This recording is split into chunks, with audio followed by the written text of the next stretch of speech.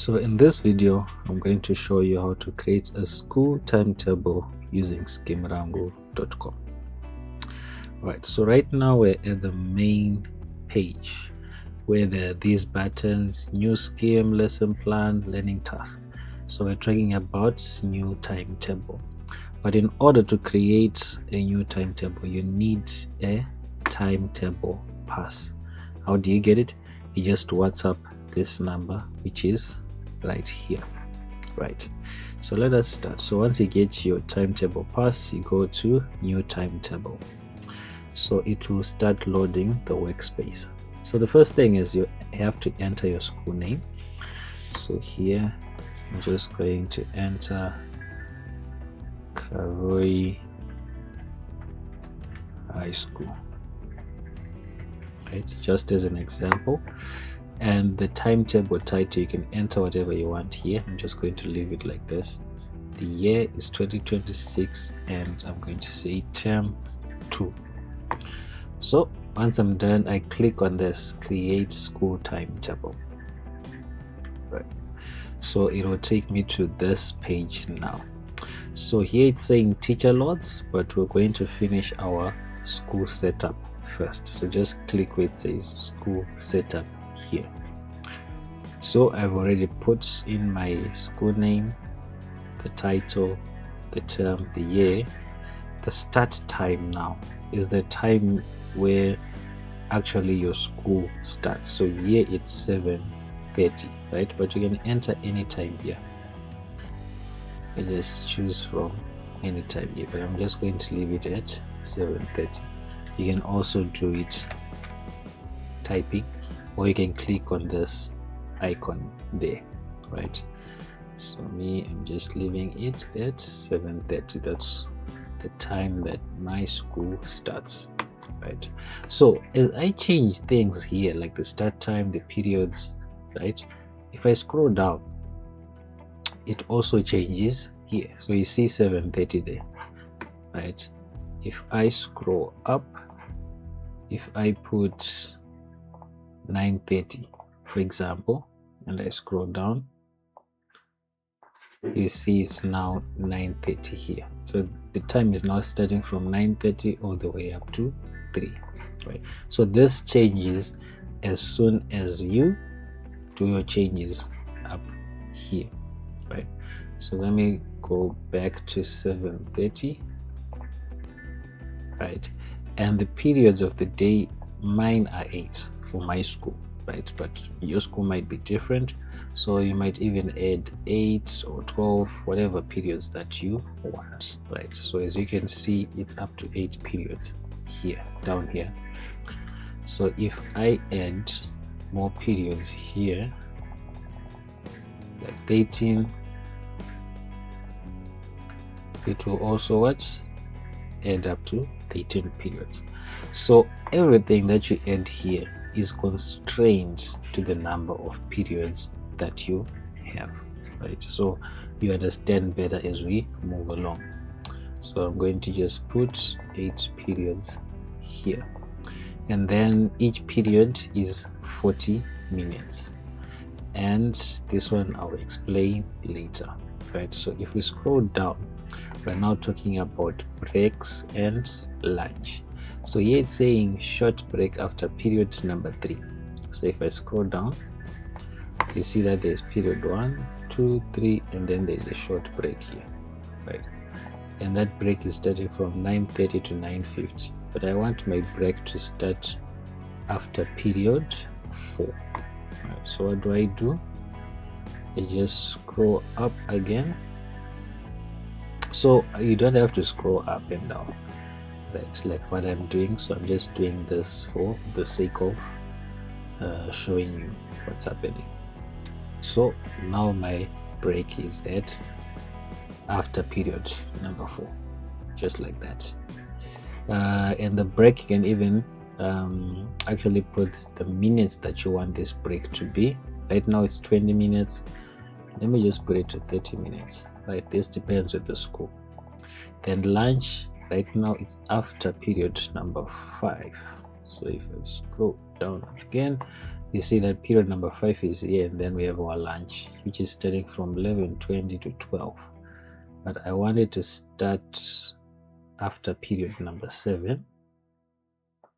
So I'll just scroll and put period number 7, and lunch is 40 minutes, which is fine with me. Then the next step is to put your classes forms or streams. So in my case, my school is only 1 class per form. So here I say form 1, and then form 2. So you have to put spaces, huh? Form 3 and form 4. But what if your particular school has streams, right? Maybe a number of classes in each form. You would then say form 1A, and then maybe form 1B, as you put spaces, huh? And then maybe form 1C, just like that. So if you have many classes in one form, that's what you do. You write them, all of them here, right? But in my case, each form has 1 class, so it's just form 1. So form 1 is going to get its own timetable, form 2 its own timetable, form 3 its own, and then there'll be a master timetable which includes all the forms, right? So that's why you have to do this step. So once I am done with this step, I can scroll down. Here you can add fixed activities, right? So what are fixed activities? Like your assembly, like this one.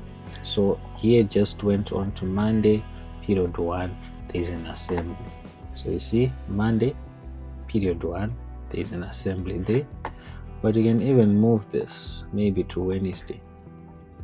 There's an assembly on Wednesday, and you can even move it to Friday. So you can not only add assemblies, right? You can add any activity. You can just say type activity, then you type anything that you want here. Maybe sports, right? Click on sports, and maybe you would say sports on Friday, period number 7. So you see sports on Friday, period number 7 here. So there is now sports. So like I was saying, these are limited to the number of periods that you would have set here, 8. If I say sports would be done on period number 9, which doesn't exist, right? Because in total periods we have 8, you won't see it here, right? Because we have a maximum of 8 periods. But if we had 9, let me just go up and put 9 there. You see that we now have 9 periods, and sports is now there, right? So you are constrained to the number of periods that you actually have, right? So that's that. But in my case, I'm not adding any activity, so I'll just clear that. But what I would then add are rooms, right? Certain classes have special rooms, like computers need a lab, sciences need a science lab or something like that. So I'll start adding rooms here. So I just click this button, add room. So it starts with science and it's a laboratory type. Then I click add room. Then I can edit here. Science, I'll say computer science, and laboratory, I think that's fine. Then I'll add another room. I can say agriculture field, right? Then let's just say field here. This is for agriculture, right? And then the last one I'll add maybe sports field. and then here I'll just say field as well. Maybe let me separate this and say plot, right? Just like that. So we do this so that these rooms as well do not get double booked or something, or clashes as well. So that's why we add these rooms, right? So I'm done setting up. Let me just remove that extra period that I had, which is 8, and now I'm done with this, right? So the next thing is how many teachers should submit. So here you enter the number of teachers at your school that have those subjects that will be entered, right? So if you have a total of 20 teachers, you just type 20 here. Why is this necessary? It's good for you to then track how many teachers are left, how many subjects have been entered, stuff like that, so that you can track nicely, so that you don't generate a timetable without complete information, right? So in my case, I have 10 teachers. So once I enter this, I just click on Save School Setup, right? So it's now saving, and you see on top here these numbers have changed. So we have teacher loads. So teacher loads are each teacher, like I said, 10 teachers are going to give me their subjects, so they're going to be tracked here. So it will tell me 1 out of 10, 2 out of 10, and then 10 out of 10 if every teacher has submitted their load.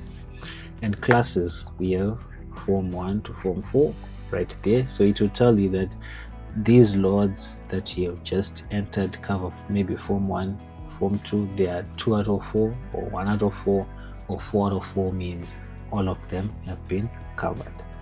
And these are the total periods that we have, 160 periods in a whole week.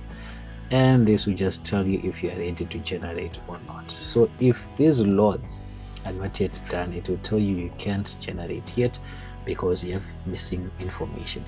So that's it for this video. In the next video, I'm going to show you how to actually enter the teacher loads and how other teachers also can assist the timetable master to enter those loads. So see you in the next video.